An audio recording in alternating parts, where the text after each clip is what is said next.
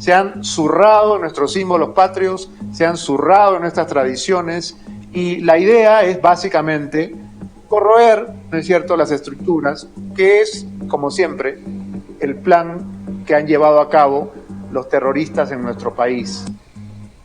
Usted que ha estudiado este fenómeno, que lo ha combatido desde hace tantos años, ¿qué lee detrás? ¿Qué intención hay detrás de este afán de cambiarlo todo, ¿no? De decir, no nos interesa Lima, nos vamos a la Pampa de la Quinoa, el escudo ya no tiene monedas, ¿no? Y así sucesivamente. ¿Cuál es el plan? Bueno, para mí es claro, lo de las monedas de la cornucopia se aclaró, si estaban ahí, era por el tema de la luz, pero eso es secundario. El exacerbar las contradicciones es básicamente el marxismo-leninismo, o sea, y este es el momento adecuado. El responsable directo es Castillo, elegido como presidente, porque Cerrón solamente tendrá el poder que le permita tener Castillo. Castillo es el presidente, y si él sale públicamente y dice, nadie le hace caso a Cerrón, porque yo soy el que mando, y prohíbo que ingrese a cualquier establecimiento público, y no lo recibo donde yo despacho, que va a comenzar a despachar en Palacio de Gobierno, se acabó, pero no lo va a hacer, porque Cerrón y Castillo son las dos caras de una misma moneda. Para todos aquellos que guardaban esperanza de que esto no sea así, yo conversé 3 horas con el profesor Castillo y él juró y rejuró que Cerrón no iba a participar, que él no iba a irse contra la Constitución. Y lo que han hecho ahora, desde mi punto de vista, es claro.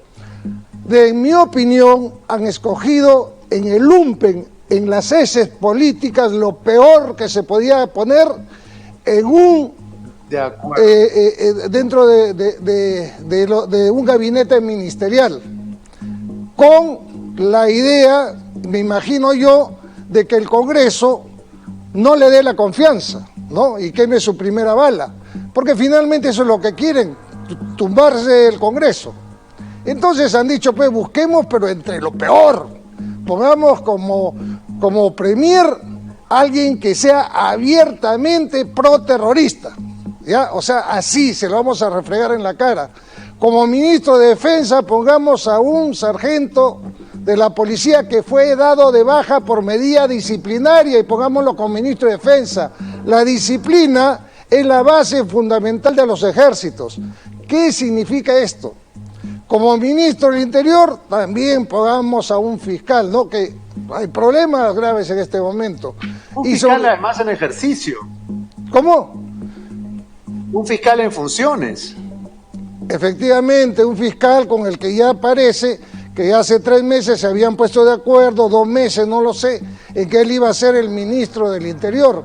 Pero, de acuerdo a lo que manifiesta la Fiscalía, no habría cumplido con los tiempos, o etcétera, ¿no?, para poder renunciar, porque él solamente pidió licencia y no puede, un fiscal no puede ocupar un puesto público. Pero, en fin, eso es lo de menos. Lo que más me preocupa es que en el ejército esté alguien que es, o sea, que no tiene el más mínimo conocimiento. El más mínimo conocimiento. Es como haber cogido a alguien en la calle y ponerlo de ministro de Defensa, pero aún peor, porque este tiene antecedentes que son fatales.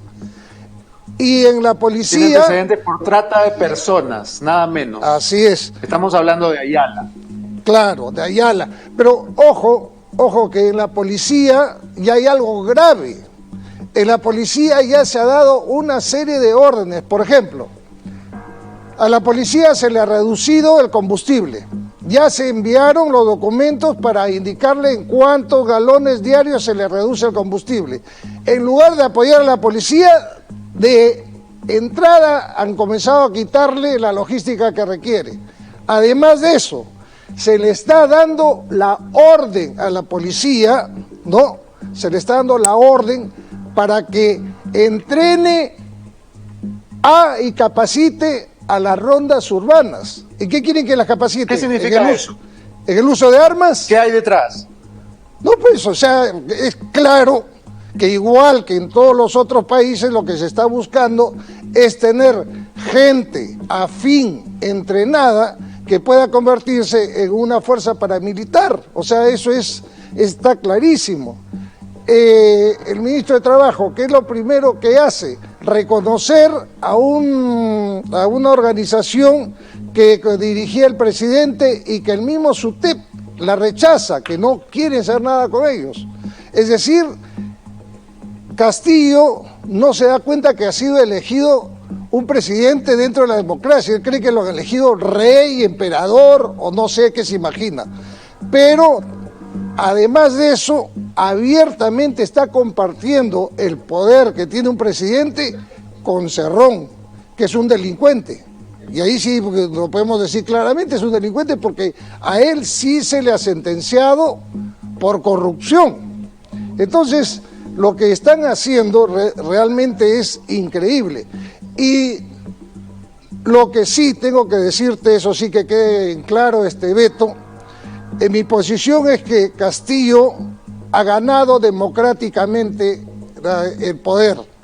Yo he seguido muy de cerca lo del fraude electoral, etcétera, y no he podido apreciar que se hayan presentado las pruebas que tajantemente demuestren un fraude. Esa es mi opinión, mi posición, pero que no tiene nada que ver con lo que está sucediendo ahora y que es totalmente deleznable. O sea, si hubiese ganado Keiko, ¿estaría pasando algo similar? No lo sé, ya eso es ponerse a imaginar, ponerse un escenario que no ha ocurrido.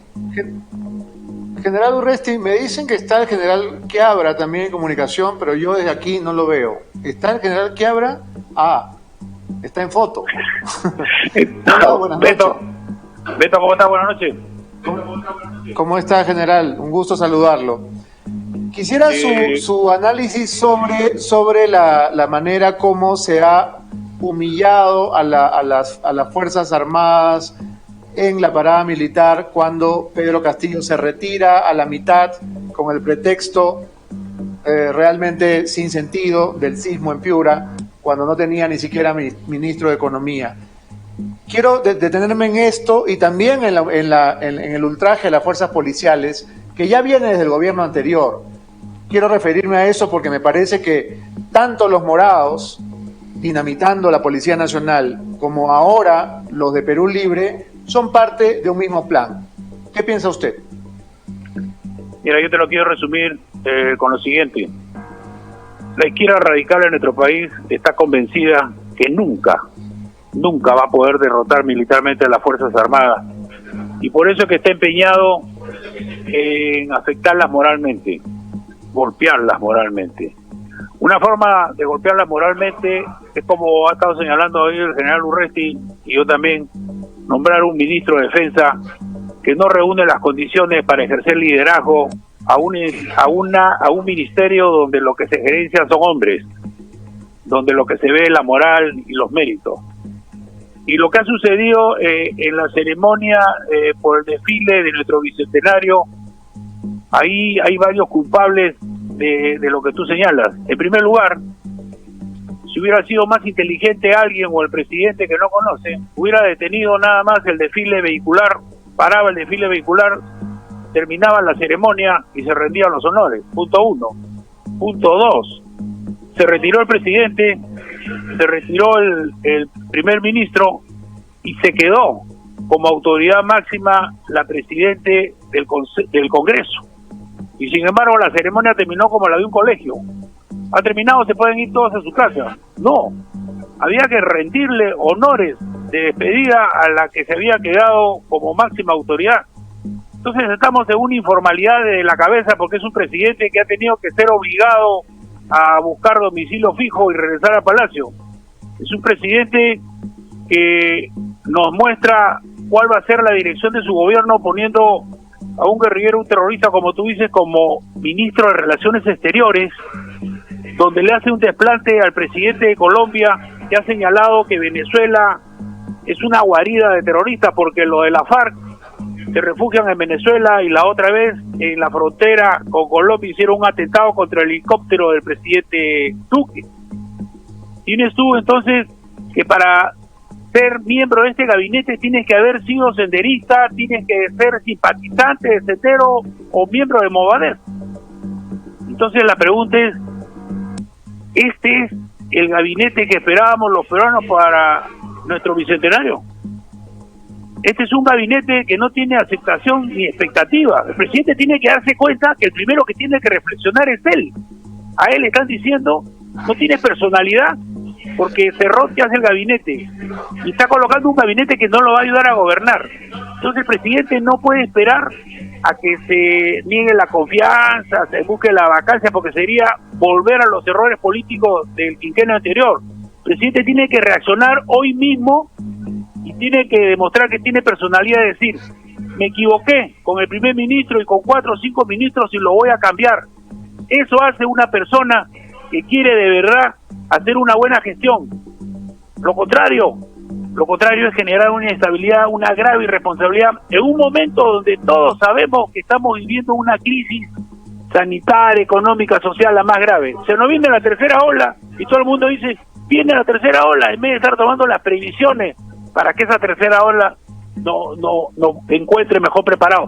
Eso no se habla. Entonces, yo creo que hay una grave irresponsabilidad política, hay una improvisación buscando ministros de la galería, ministros de Economía y de Justicia que Cerrón le baje el dedo, se retiran por la puerta falsa a su casa y al día siguiente regresan. ¿Por qué? Porque Cerrón los perdonó. Hay personalidad, hay que siempre mantener la dignidad y no hay que priorizar los intereses personales sobre los principios, porque lo que está en juego es la dignidad de la persona. Bien, general, vamos a ir a una pausa, pero tenemos todavía algunos minutos para continuar discutiendo. Antes de irnos, quiero